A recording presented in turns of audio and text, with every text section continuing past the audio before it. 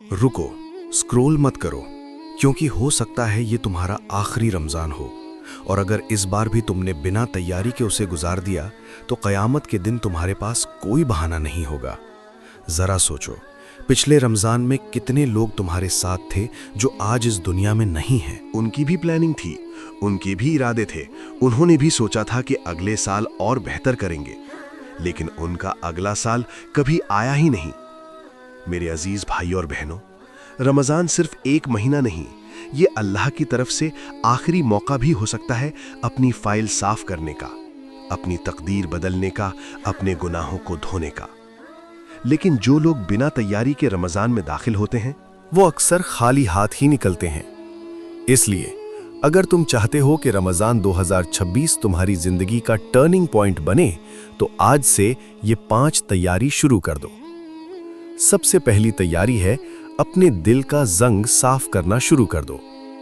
रात को सोने से पहले 5 मिनट खुद से पूछो, आज मैंने कौन सा गुनाह किया, किसका दिल दुखाया, कहां झूठ बोला, कहां नजर फिसली।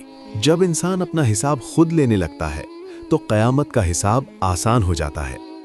रमज़ान में मग़फ़िरत उन्हीं को मिलती है जो पहले से शर्मिंदा दिल लेकर आते हैं, ना कि घमंड के साथ।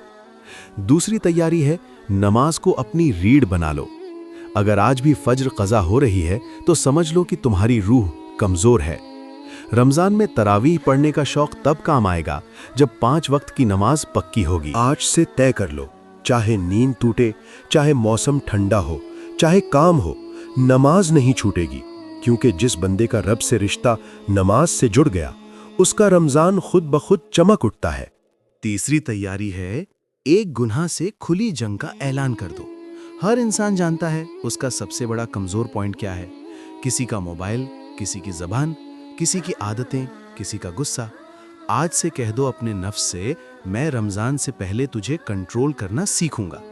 क्योंकि अगर रमज़ान में सिर्फ शैतान कैद होगा और तुम्हारा नफ्स आज़ाद रहेगा तो फ़ायदा क्या। अभी से खुद को ट्रेन करो ताकि रमज़ान में इबादत बोझ ना लगे। चौथी तैयारी है कुरान को रोज़मर्रा की ज़िंदगी में शामिल करो। रमज़ान कुरान का महीना है, लेकिन अगर साल भर हमने उसे खोला ही नहीं तो अचानक से घंटों पढ़ना मुश्किल हो जाता है। आज से सिर्फ 10 मिनट रोज़ कुरान पढ़ो, उसका मतलब समझो, एक आयत पर सोचो। जब रमज़ान आएगा तो वही कुरान तुम्हारी आंखों से आंसू बनकर निकलेगा और तुम्हारा दिल पिघल जाएगा। पांचवी और सबसे अहम तैयारी है रमज़ान का मकसद लिखो। सिर्फ ये मत कहो कि ज़्यादा इबादत करूंगा, बल्कि साफ लिखो, मैं 5 वक्त का पक्का नमाजी बनूंगा, मैं रोज़ 1 जुज़ पढ़ूंगा, मैं गीबत छोड़ दूंगा, मैं अपने माँ बाप को खुश करूंगा।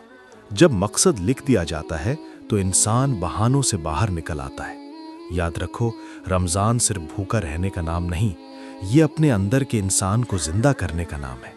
ये महीना आता है और चला जाता है, लेकिन कुछ लोग उसके साथ बदल जाते हैं और कुछ लोग वही के वही रह जाते हैं। आज फैसला कर लो कि इस बार तुम कौन होगे, वो जो सिर्फ इफ्तार की तस्वीरें डालता है, या वो जो तहज्जुद में रोता है, वो जो सिर्फ सहरी में उठता है, या वो जो अपने गुनाहों से भी उठ खड़ा होता है।